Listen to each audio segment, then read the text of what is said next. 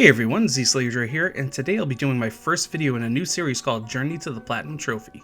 In this series I will be going for the Platinum Trophy and then rating how fun it was doing so. The first game up is Atelier Ryza, Darkness the Secret Hideout, developed by Gus Studio and published by Koei Tecmo.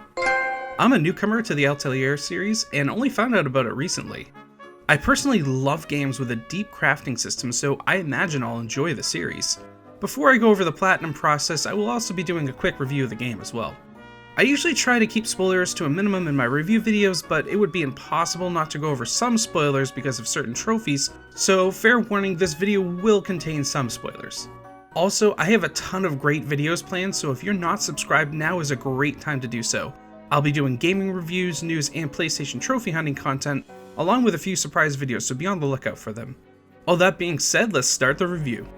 The first thing you're likely to notice is the absolutely beautiful art style in Atelier Ryza. Its cel-shaded graphics are bright, vibrant, and colorful. This made exploration that much more enjoyable since I couldn't wait to see what gorgeous vistas awaited me in the next zone. You play as Rosalind Stout, or as she prefers to be called Ryza, who is always getting into trouble. Ryza is confident and cocky, yet also sincere, and does whatever she can to help the people around her.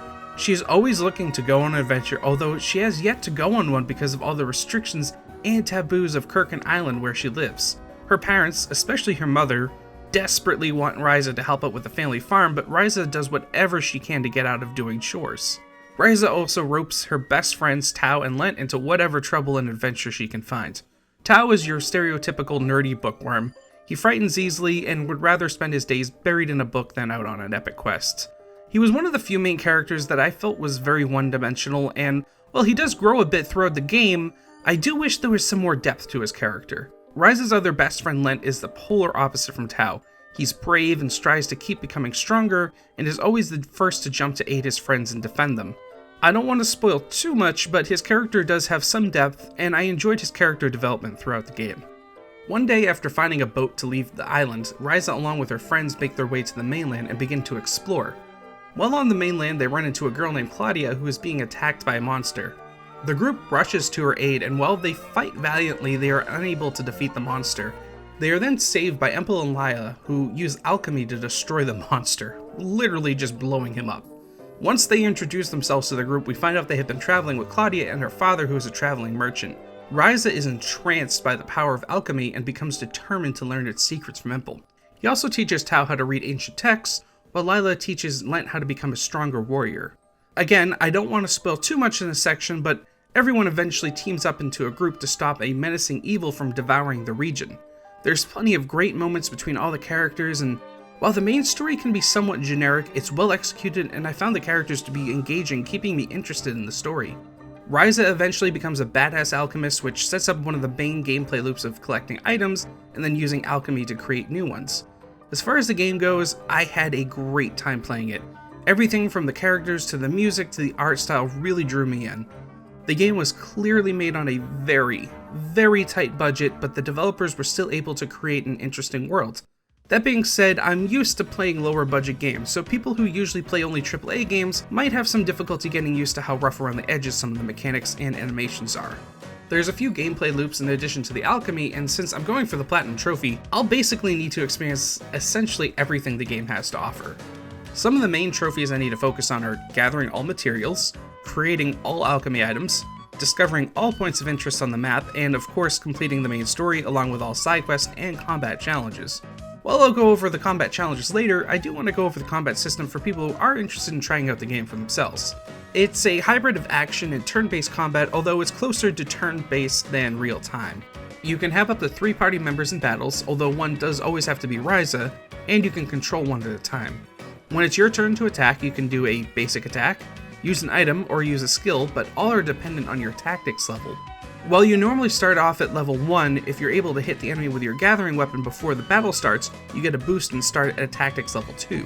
This can be very important to pull off because the higher your level, the more versatility you have with your attacks. You do have to hit a button to perform basic attacks, and the higher your tactics level is, the higher level combo you can perform. For example, tactics level 3 lets you do a combo of 3 basic attacks, level 4 lets you do a combo of 4, etc, etc. The tactics level maxes out at level 5, which allows you to perform a fatal drive. A Fatal Drive is a devastating attack that deals immense damage but resets your tactics level to 1, so there's really some strategy to using it. Basic attacks also give you points that fill up a meter, then when it fills up you can level up your tactics level, or you can spend those points on performing a skill or using an alchemy weapon. It's not the most in-depth combat system, and I think I would have preferred a straight-up turn-based combat system, but it was something different and kept me entertained. One thing I kept wishing for was a block button. After playing Yakuza Like a Dragon, just having the simple ability to block and mitigate some damage from enemy attacks really made the turn-based combat feel much more engaging. The main story has you exploring the nearby mainland along with the ancient ruins of a long-dead society, and has enough to make you keep wanting to explore to discover the mysteries of the past. While exploring, I'll need to basically grab everything that's not nailed down to have enough materials to create all of the items through alchemy. Alchemy is an incredibly detailed crafting system that lets you create everything from bombs to armor and weapons. Since this was my first Atelier game, I was a little lost at first, but while each game has slightly different alchemy mechanics, I've read that people who have played past games will basically know what to do even with those changes. Essentially, to create an item you have an alchemy loop, in which you have to place specific types of materials in each part of the loop. In addition, each item has one or more elemental properties that can give created items extra abilities, and each item has a quality level ranging from 1 to 999. Many of the side quests require you to make items of a certain quality, which can be a great way to level up your alchemy skill, especially considering there is a trophy for leveling up to the max alchemy level at 99. While most of the side quests boiled down to gathering and fetch quests, I still enjoyed them because of the stories they told about the islanders. All the islanders are rather quirky, and you get to know them through their side quests. If you look at the number of side quests, it may seem daunting at first, but a sizable amount of the quests are simply just conversations, so it's easier to complete all of the side quests than it may seem. Speaking of conversations, that brings me to my only real major complaint of the game: the lack of English voice acting. I can manage listening to Japanese and reading subtitles, but English voice acting would have greatly improved the experience. I know this was a very low budget game, but even still, I feel like English voice acting wouldn't be asking for too much, and considering it's Koei Tecmo, who are known for being legendarily cheap that published the game, it's not surprising. I've played a lot of their games, and they have some really great franchises, but them being cheapskates heavily drags down the experience at times. People seem to be desperate for story-driven single-player games, but something like the lack of an English dub can turn off a lot of people, which is a shame because Atelier Ryza is a game absolutely worth experiencing. I was pretty shocked when I researched this game after playing it that the lack of an English dub is actually a very common and consistent criticism of the game. And don't get me wrong, this issue didn't ruin my experience, but I think I would have enjoyed it just that much more with the English dub. The animations are essentially PlayStation 2 grade, and I know people say that a lot, but they're really PlayStation 2 grade. And with the cutscenes as long as they are, sometimes it could get boring having to read through a wall of text constantly.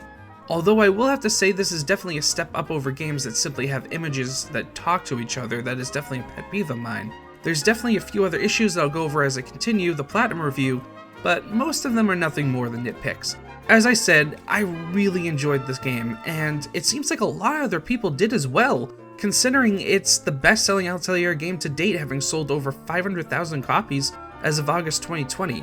That's absolutely insane amount of copies for such a small budget game, and really healthy for the industry as a whole to see a narrative-driven single-player experience do so well. While there is one other major issue, and it's probably worse than the lack of voice acting, for anyone familiar with Koei Tecmo, you probably already know what it is. That being said, I'll save that for the end of the video since it was technically not something I experienced in my journey to the Platinum Trophy. From this point out, things are going to get a little bit more spoilery. I'm not going to spoil the ending or anything, but it would be impossible to go over some of the trophies without spoiling, as I said earlier, without going into some minor details. Depending on how sensitive you are to spoilers, this may or may not even be an issue, honestly. A good amount of trophies have to do with developing gathering tools. As I mentioned earlier, you'll be gathering materials constantly for your alchemy, and to do that, you'll need to create special tools through alchemy. You start off with a staff, which doubles as your weapon, but over time you'll develop a few others like an axe, fishing rod, and more. Each tool takes up an inventory spot, and you can easily change between them while in the field. There are some that have passive bonuses like the backpack that gives you more inventory space, and the wind shoes that let you move faster and access special areas on the map. I actually didn't know what the wind shoes did, so I actually didn't make them until much later in the game. which is a shame because the extra movement speed really does help gathering up materials more quickly. Eventually you'll be able to combine some of the tools together to make mega tools that give a higher quality and quantity of materials, like for example combining the fishing rod and the bug catching net. I did run into some issues with the inventory space though. You need a ton of materials, and even with a fully upgraded backpack, your inventory will fill up very quickly. This slowed down the exploration experience, since after I finished each zone I had to go back to my atelier to empty my backpack. In future installments, I hope they remove this limitation, or at the very least greatly increase your backpack size, because having such a limited inventory space is counterintuitive to the gameplay. While the majority of trophies are geared towards alchemy, story, and quest, there are a few ones that require you to defeat endgame bosses and special monsters. The special monsters you can generally defeat when you find them during the story, but there's 6 endgame bosses that you will have to wait till you beat the main story to go up against. There's the 5 Great Elementals and the Queen of Shadows, which is basically just a version of the story's final boss on steroids. I actually beat a few of the elementals with pretty poor quality gear, but eventually I was unable to progress, so I decided to finish grinding on my alchemy first before going against the rest of them. This allowed me to create the highest quality weapons and gear, which made the elemental battles almost too easy. The final boss definitely was a bit of a challenge, but overall combat-wise the game isn't too difficult if you have the right gear. Overall, it was an incredibly fun game to platinum, along with just being a great game in general. It had several memorable moments, and I love the characters, especially Ryza. She's a really well-written character, and I honestly can't wait to go on more adventures with her and her friends. The side characters were also very well done, and even though the story could be a bit generic at times, it still had enough fun moments to keep me hooked. There's so many great moments that I want to talk about, but at the same time I just don't want to spoil them because I highly recommend playing this game. Like I mentioned earlier, there are a few issues such as the lack of an English dub and inventory space, but nothing that outright ruins the experience. The game had a very small team working on it, although I do feel like there are some easy fixes that could drastically improve the experience. It's pretty clear that they're working on a very vulnerable game engine, and moving to something more modern would probably solve a lot of the issues. There's a lot of mechanics that are just very rough around the edges, but it's something you just have to accept playing a lower budget game. That being said, we've seen some absolutely incredible things made by very small teams with next to no budget. Gus seems like an incredibly talented studio, so I can't wait to see what they will come up with in the future. I made a video going over my rating systems for the Journey to the Platinum series, so I'll link that in the description down below. But basically, this is a rating for how much fun it was to go for the Platinum, not the actual game. For the game, I'll be doing a simple buy, wait for sale, or just stay away from entirely, and Atelier Ryza, Ever Darkness and the Secret Hideout is an absolute buy. And for my first Journey to the Platinum Trophy video, I'll also be giving Atelier Ryza a Platinum Trophy. This is one of those times where the game itself was amazing and the trophy list was also perfectly done. There were a few grindy trophies, but overall I really enjoyed going for the challenges, leveling up alchemy, and doing all of the quests. I also enjoy the quirkiness of the villagers, and I love the alchemy system. I enjoy crafting in games in general, but most crafting systems are very simplistic and just there to be there. It's so nice to see a game that actually developed a unique and fun crafting system that actually fits into the story as well. And now for that one last thing.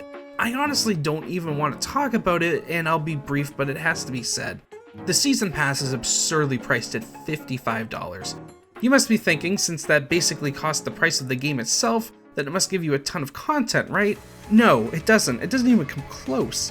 It provides one costume for each character, some weapon skins, and then a minuscule amount of story content that is being held hostage for extra money. The game wasn't by no means short, but it wasn't exactly long either. From what I've read, people seem to almost universally agree that it's a complete ripoff, and it's such a shame that I even have to talk about this considering how great the game was. I would have loved the additional story content, but it was simply so astronomically priced compared to the amount of content given, I refused to pay the ransom. This is sadly a trend with Koei Tecmo games and honestly par for the course. Since the game is made by a small developer, if I knew the money would go straight to developing a better sequel, I would still think it's severely overpriced, but I would consider paying it to help out the development team to get improvements like voice acting in future games. But it's blatantly apparent from how cheaply made the games are that the money goes straight to Koei Tecmo executives and is not spent on the game at all. Sorry, I know this was a really positive video, but horrible business practices like this need to be called out. Anyways, thanks so much if you stuck around this long.